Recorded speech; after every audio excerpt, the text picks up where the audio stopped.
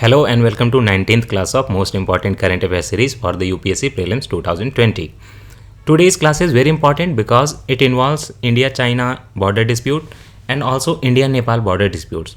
That means a lot of map work will be done, so please listen to this whole lecture very carefully. So what are the topics? First of all, non-aligned movement summit. This was virtually conducted by our PM Modi and the theme was based on COVID-19 only. So we will see how this non-aligned movement came in the picture and when. Second is Open Skies Treaty. USA has moved out of it. That's why it is in news. We will see what is it. Gilgit-Baltistan issue between India and Pakistan. Fourth topic is India-Nepal territorial dispute. Fifth one is India-China border dispute. And last one is related to China's interference, or you can say more authority they want in Hong Kong.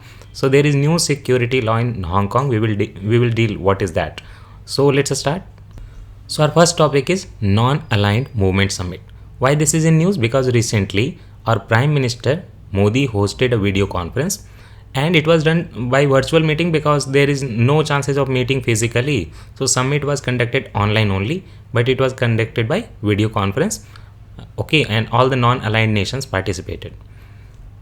Now why this virtual summit or participation of PM Modi virtually only but becomes very important? Because previous two NAM summits or non-aligned summits were skipped by our Prime Minister that sent a message that India is not interested in non-aligned movement. PM Modi or his secretary and everyone said that he was busy with some other engagements, but world was getting a message that India is getting close to USA. That's why India is ignoring non-aligned movement and the movement has lost its significance. But when PM Modi got the time and virtual conduction of the meeting was possible, then he participated in it and he hosted this also. So that's the significance. That's the significance of this meeting. The last one was conducted in 2016 in Venezuela and Azerbaijan in 2019. These were skipped by our Prime Minister.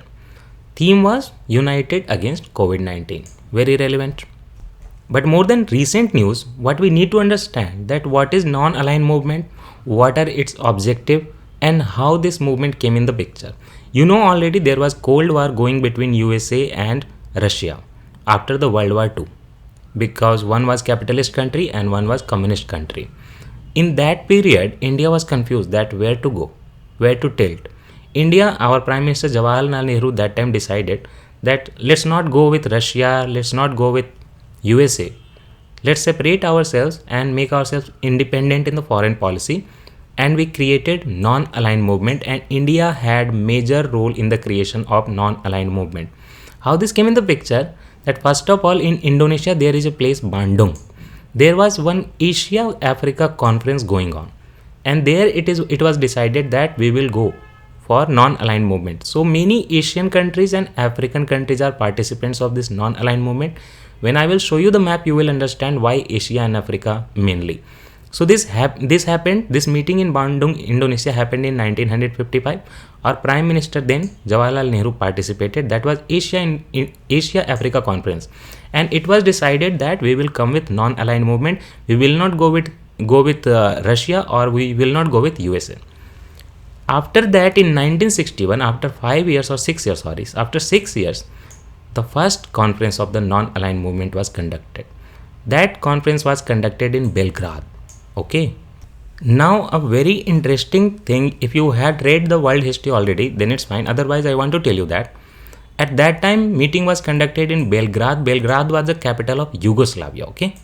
After that, sometime after some years, Yugoslavia has broken up and now Belgrade is the capital of Serbia. Right. So that time Yugoslavia was the country. Now it is no more. Now Serbian capital is Belgrade. So in 1961, this meeting was conducted, the first NAM conference, and leadership was taken by India, Yugoslavia, that time Yugoslavia, Egypt, Ghana and Indonesia. You can see all these countries. So Egypt, Africa, Ghana, Africa, Indonesia, Asia and Yugoslavia, that time Europe. Okay. Now it is not a country, but that time Europe only. So in Europe, we had only one major country, that was Yugoslavia. That also from Eastern Europe. I also want to tell you the names of the leaders that time. Jawaharlal Nehru from India, but other leaders that time were very famous. Josip Broz Tito of Yugoslavia. Tito of Yugoslavia was the leader that time, and he was very famous. Gamal Abdel Nasser of Egypt. Jawaharlal Nehru, India, fine. Kwame Nkrumah of Ghana, and Sukarno of Indonesia. Sukarno was very important leadership figure in that time. Our Jawaharlal Nehru was very important, and third was your Tito of Yugoslavia. What is more significant about non-aligned movement? Non-aligned movement is the second largest platform globally in terms of country membership after the United Nations. United Nations has some 190 plus countries, right? And the second largest intergovernmental organization is this only, 120 members in non-aligned movement. But not all these countries are very much developed. In fact, India is the major leader here. Other countries are poor countries, underdeveloped countries, developing countries. So not they are very powerful. Now a question rises, is Pakistan part of non-aligned movement? See the map, you will understand. India, Bangladesh, Nepal, Pakistan, your Afghanistan, Iran, Saudi Arabia, almost all the African countries, and a few countries in South America, few countries in Latin America. In Eastern Europe, we have one country, and otherwise in Europe, we have no country in the non-aligned movement. Also, China is also not a participant. China is observer. See, this is the map of Mongolia. So Mongolia is also a non-aligned movement participant, and almost all the South Asian countries are part of non-aligned movement. That is why this organization or intergovernmental organization is so big. What are the key principles of non-aligned movement? Non-aligned movement, when it started, Jawaharlal Nehru came with this idea of Panchashil, right? So it is based on 5 principles of Panchashil. We propose this idea between India and China also. First of all, mutual respect for each other's territorial integrity and sovereignty, that we will not violate your territory and sovereignty. We are separated in that way. Non-interference in each other's military and internal affairs. So that is why India says that please do not interfere in our Jammu Kashmir problem. Jammu Kashmir is internal thing of India and not an international relation thing, and no country should interfere here. Mutual non-aggression. If we do not attack you, you also do not attack us. Equality and mutual benefit in trade or cultural relation, everything. And peaceful coexistence. Okay, we will do the business, we will do the cultural exchange, the people to people touch, and everything will be done. But that will lead to peaceful coexistence and economic cooperation also. So these are the principles of non-aligned movement. Very good principles. But so many countries, so many good things, such Panchashil, such non-tilting, then why it is losing the relevance today? There are some criticisms. Non-aligned movement today has grown into a forum where developing countries blame all their problems on the big powers. They go on the forum and say that USA is bad, China is bad, Russia is bad, Europe is bad. In WTO, they are doing this thing. They are putting some trade restrictions. They are moving towards protectionism. So this is just about telling about the problems, not the solution. It has become a platform for some of the world's most despicable leaders to the pre and posture. Even Pakistan is a participant. Saudi Arabia is a participant. So many countries are participants, which are not very, good countries diplomatically and politically. In fact, Pakistan is a producer of terrorism. Also, non-aligned movement's reason to exist ended in 1989 only, because it was created in the context of Cold War. Now in 1989, during the reign of Mikhail Gorbachev, you had this collapse of Soviet Union. So it is considered that visually at least your Cold War ended by that time. So the relevance and the context in which non-aligned movement was created, that relevance is gone. And only power the world had now was USA. Russia was no more superpower. In fact, China is considered second to USA now, not Russia. Militarily, maybe not, may not be, but at least about the trade, we can say that the second most powerful country, China only, and maybe the rising first one only, but quickly became multipolar. Now world is multipolar. China is one pole, Russia is one pole, Germany today rising as a pole, India also. So now that bipolar situation is not there. Then what non-aligned you are talking about? Now countries are independent and every country is doing well. India is emerging as a strong magnetic force in their own right. So India also has become a pole now. So there is no point that saying that countries won't tilt towards each other. India itself is only a pole now. So what are the way ahead? There are new kinds of alignment, right? More likely to be defined by economic and geography. For example, China's situation. Many of the countries in Africa and Asia do not love China, they hate it. But the investment they make and the cheap products they give to them, those things attract them towards China. Trade relation. So economics and geography now determines the ideology. To be aligned is now a virtue, a sign of good leadership. Okay, if USA and India are aligning, that is for the protection of sea lines of communication, that is for protection of territorial integrity of India and Nepal, and you can say Bhutan also. Suppose if Bhutan is not aligning towards India, who will protect Bhutan? If Sri Lanka is not aligning towards India, tomorrow if China takes over Sri Lankan ports and airports and territory, who will protect Sri Lanka? So these are the problems, right? To be aligned is now a virtue. It is considered a good thing that you have a good leadership. That is why you have contact with major powers. See, countries, especially small ones, can and should aim for multiple alignments of their interests. Otherwise, no one will be able to protect them, no one will come to them, and no one will rescue them. There is now no country in the world that can claim that we are not aligned at all. India is also aligned totally towards Russia and USA. We have so many COMCASA and BECA agreement with USA. Trade relations also are very good. So after understanding non-aligned movement, now we come to our second topic, that is Open Skies Treaty. What is that? We are not opening a sky for the trade and not opening for the civilian operations. This is something again from the Cold War era. But first of all, what is the news? Trump administration has said that was expected in that month, that they will pull out of the Open Skies Treaty. And this process of moving out, to pull out of the Open Skies Treaty is still going on. What is the Open Skies Treaty? This treaty was done between 34 countries, not only Russia and USA. This was among 34 countries, where the provision is that one country can fly some unarmed, first of all, unarmed surveillance. Unarmed, but see the difference. Unarmed, there should not be any arm, there should not be any bomb and anything. But that still will be a surveillance flight, right? We can look on the territory of the other country that are they conducting any missile test, or are they conducting any military operation? So we will do the surveillance, but we will not be armed. We will not drop any bomb. So that is why this is called Open Skies Treaty, that you are opening the sky for the other country to come and check your territory if you are doing anything wrong. So why this was done? Why one country will allow other? Because it was signed in 1992 and it came into effect in 2002. It was agreed that just after the Cold War ended, now every country wanted peace. But some countries were doubtful of each other's intention. And they were doubtful that, okay, maybe tomorrow USA can surprise us and attack us on the Russian soil. Russia was also doubtful that maybe USA will conduct some military operations. They are preparing for it. So they wanted to monitor each other. So by creating this mutual trust that we will be able to do surveillance on your territory by unarmed flights, this treaty came.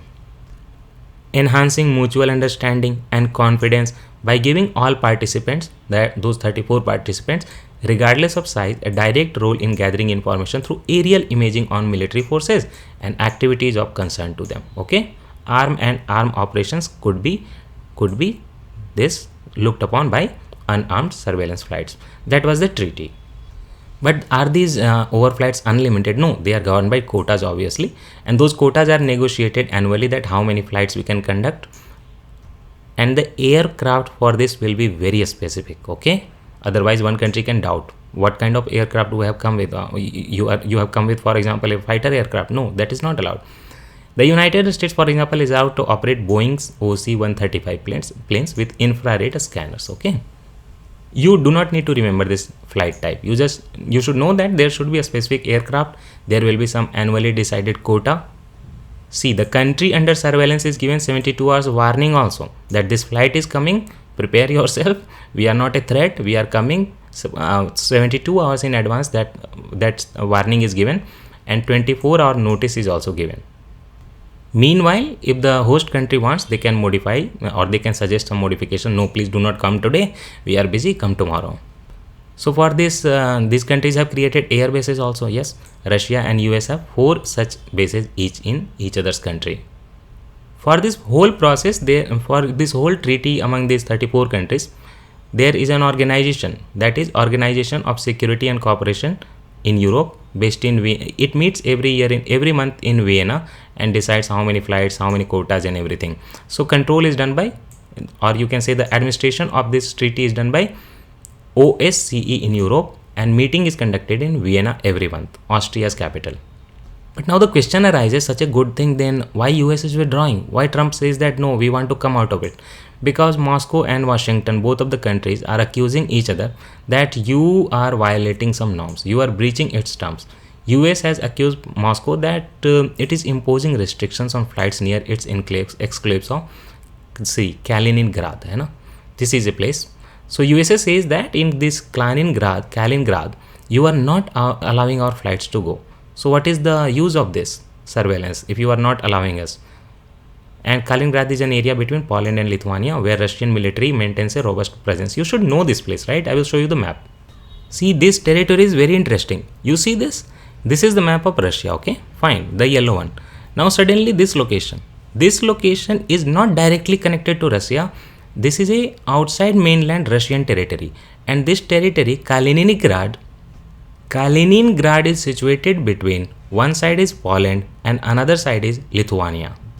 You can say that Kaliningrad is in Europe only, one side Poland, other side Lithuania, but not directly attached to Russia.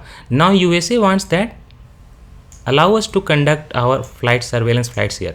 Russia says that no, you do not go to here, you come to Moscow and see us. Now USA says that you have so many missile stations here, so you have so many airports here, and you can conduct military operation in any European country through this port, and also you can go to Iran, also you can go to Iraq. So there is some vulnerability, allow us to get this place surveillance done. But Russia is not allowing. Then Trump says that what's the use of it? We will survey the Moscow. No, Moscow is a very peaceful place, I know. So these places, the military operations you can conduct from Kaliningrad, allow us to see this place. Russia is not allowing. And that is why USA wants to move out of this treaty. Next topic is very easy topic, Gilgit-Baltistan issue. First you need to see the map of it. See, very easy map, because it is India's territory. The whole territory here is India's, okay? But on one side we have Chinese incursion. China has taken our territory along this line.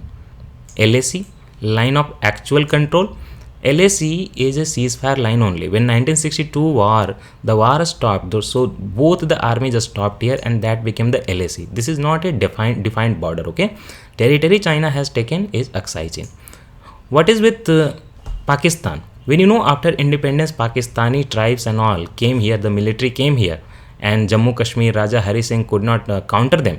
So before India went for his help, Hari Singh's help, Pakistan came in this area, and in Jammu Kashmir, Pakistan took over this territory along this line, okay? Then the military confrontation with the Indian army happened, and Pakistan army and Indian army stopped here. That became the ceasefire line. And during the 1972, after the war, when the your Bangladesh war, okay, Bangladesh-Pakistan war supported by India, Bangladesh was supported by India, not the war. So when the Pakistan was defeated and they surrendered, so one agreement was signed in Simla. In that agreement, it was said that no clear boundary, but ceasefire line will be called as LOC, line of control. So with Pakistan we have line of control, with China we have line of actual control, LOC and LAC. So what is this? This is Aksai Chin, okay? This is Aksai Chin. We have during Indira Gandhi's time we have taken this territory, and our LAC lies here, okay? So the upper portion of this Pakistan occupied Kashmir is known as Gilgit-Baltistan region, and the lower portion they call it Azad Kashmir. We call it Pakistan occupied Kashmir. So Pakistan has divided this Kashmir's territory in two parts, okay? The upper one and lower one. Lower one is in our language Pakistan occupied Kashmir, and the upper one is Gilgit-Baltistan, which belongs to us. And Gilgit-Baltistan has a connection with Afghanistan. So technically our boundary touches Afghanistan also, but physically Pakistan has taken over this area, so we cannot access Afghanistan. But yeah, when question comes, if we have boundary with Afghanistan or not, you are going to say yes. Here is the infographic for this. You can stop the slide and read it later. But Pakistan took over this territory in 1948 around. So why this is in news? Because External Affairs Ministry of India has protested over something. That protest is over an order issued by the Pakistan Supreme Court, which allowed the government to hold, Pakistani government to hold elections in the region of Gilgit-Baltistan or Pakistan-occupied Kashmir. So India is saying that your Supreme Court is allowing election conduction in Gilgit-Baltistan region, but that territory belongs to us. In fact, we have some vacant MLA seats in that area. That once that area comes into Indian control, we will be filling up some MLA seats from Gilgit-Baltistan and Pakistan-occupied Kashmir. And now this territory being ours, first you have occupied, now you are conducting the elections. So that is why we have protested. Our External Affairs Ministry has protested. This order of the Pakistan government, which Supreme Court of Pakistan said that is correct, that was Amendment to Government of Gilgit-Baltistan Order 2018. That order came in 2018 only, and that was to conduct the general elections in this region. That means in Pakistan member of parliament will come from this region. Till now it was not happening. Election was not happening. Why? Gilgit-Baltistan in Pakistan functioned as provincial autonomous region since 2009. Now just think over it. Why Pakistan was not conducting the election? Pakistan was making a point from their context. It was saying that if we conduct election only in Gilgit-Baltistan, so it will convey a message that we are happy with Gilgit-Baltistan and Pakistan-occupied Kashmir. That will mean that the Kashmir on the side of India does not belong to Pakistan. So that is why everything was put on hold. They were saying that once we take the entire Kashmir, then only we will conduct the election. But now they are reversing their stand. They are thinking that if we conduct the election, that will mean that Gilgit-Baltistan belongs to them. So perception changes with time. India has also said that entire union territory of Jammu and Kashmir and Ladakh, including the areas of Gilgit-Baltistan and Pakistan-occupied Kashmir, are integral part of India by virtue of its fully legal and irrevocable accession. So Harish Singh accession to India of his Kashmir territory meant that Gilgit-Baltistan, Pakistan-occupied Kashmir, everything belonged to India only. So you cannot conduct the election. We protest. In 2017, proposed to declare the strategic Gilgit-Baltistan region as its fifth province. So previously Pakistan was having Gilgit-Baltistan as provincial autonomous region since 2009. But in 2017, Pakistan proposed that we will make it fifth province of Pakistan. So can you name the 4 provinces of Pakistan currently? Gilgit-Baltistan in 2017 was proposed to be made as a strategic Gilgit-Baltistan region as fifth province. So that means Pakistan already had 4 provinces. Can you name them in the comment section? So what will happen now? We know that Gilgit-Baltistan is part of Jammu and Kashmir, and any such movement by the Pakistan will deteriorate the Kashmir issue more.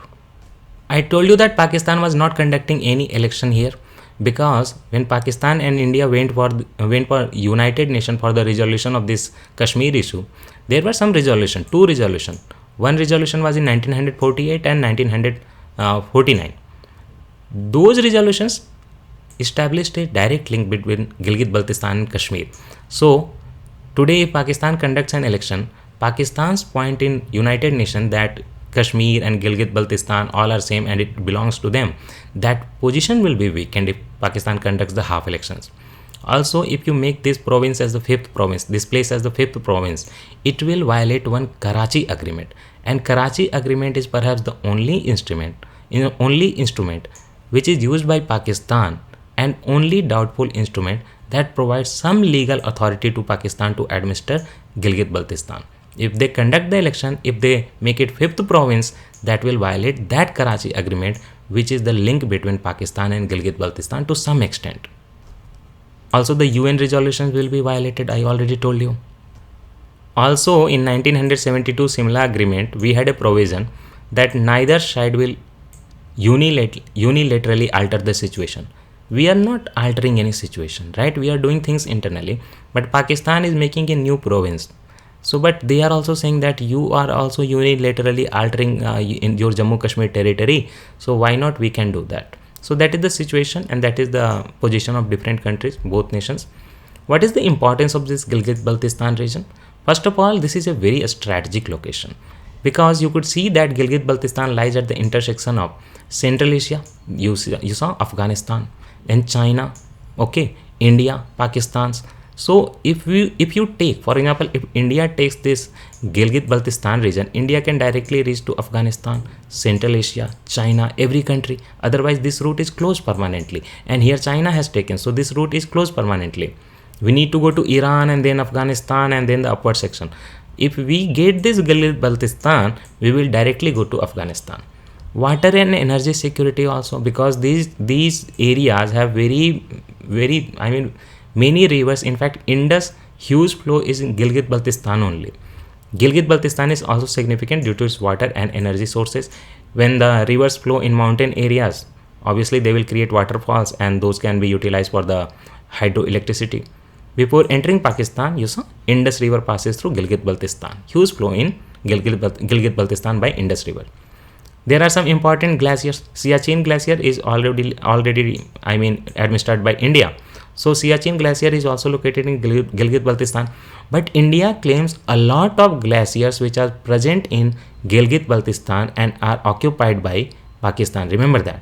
So many glaciers will come into India if India takes over its own territory, Gilgit Baltistan. Hydroelectric potential of Indus River.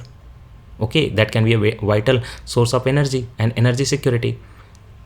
One more thing, why this Gilgit Baltistan is important? Because of Chinese interference.